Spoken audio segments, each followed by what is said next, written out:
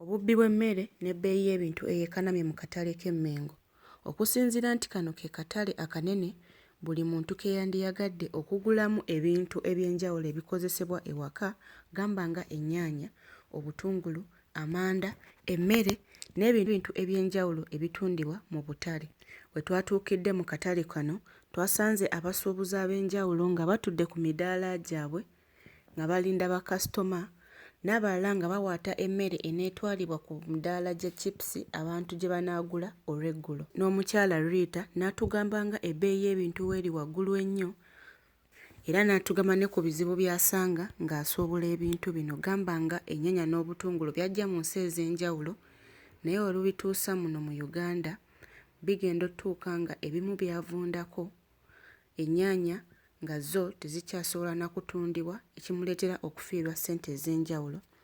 Ayongedde n'agamba nga n'abaguzi bennyini be baleetera ebintu tebalabikako ekibaleetera okufiirwa ebintu byabwe n'obutafuna ssente ze bandifunyeeko.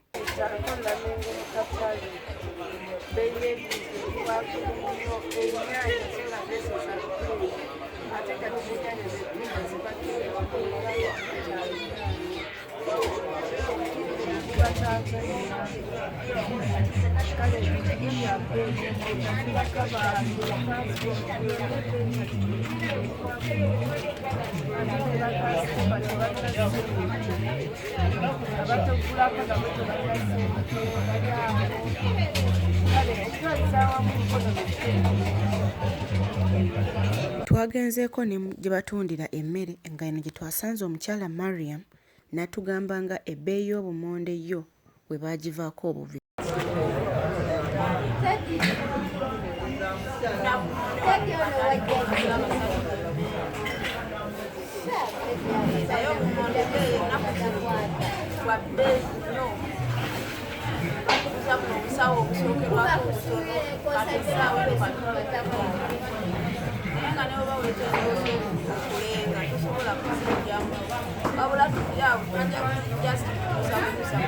Bo tebasobola kufuna ssente ze baali bafuna nga batunze obumonde.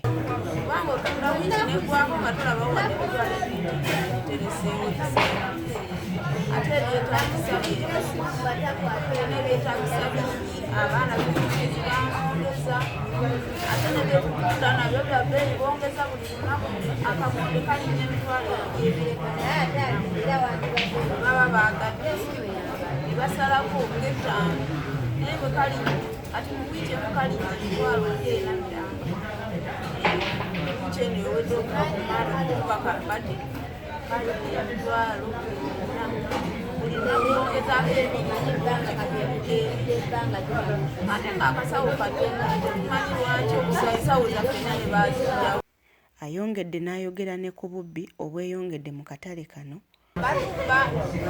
Embuto z'amatooke bazisitula obumonde oyinza okujja n'asumulula n'atwalako bw'ayagala oba bwamutwala oba bwameka kati gwe n'olenga osanga nesente ne katoyinitomujeemu. Abavubuka ab'enjawulo abataayaaya be basinga okubabbira emmere asanga ensawo n'atoolako obumonde nga bw'agwa mu kitundu n'agala n'atunda ekibaleetera okufiirwa ssente ennyingi.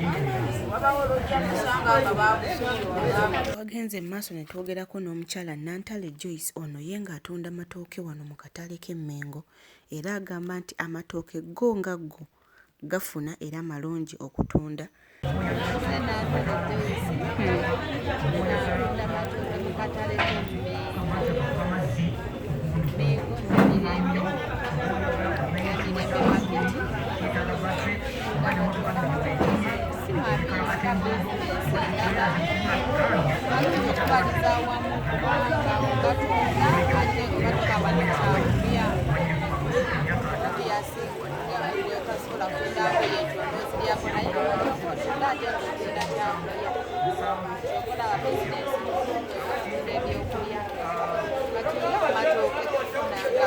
Agamba nti go nga go amatooke galwawo okugulibwa okuggyibwa ku mudaala.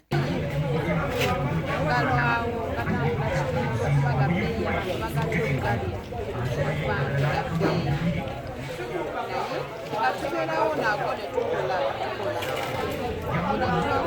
Katale ayogedde naye ku bubbi obw'enjawulo bw'asanga omuntu ajja ku mudaala gwe n'aggyawo emmere n'agitwala n'agitunda n'atamuleetera ssente z'atunze, kimuleetera okufiirwa ssente ennyingi n'obutafunamu magoba yadde.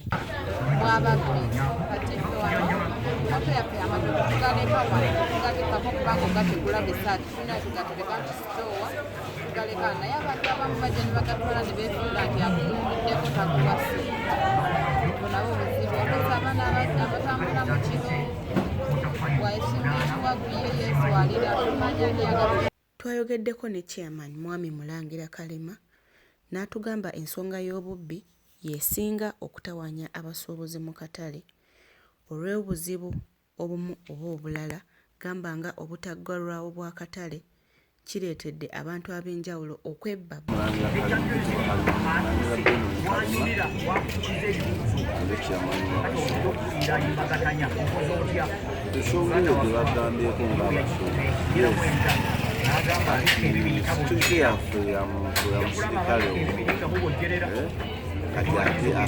Abali mu butale bebebba emirengo gye batera okwebba ye tewaliwo kintu kirala nti oba mugaala oba kiki obuzibu bwokka gyakatale tekagala. Nakayiwa Sharifa, Kuremarayo TV.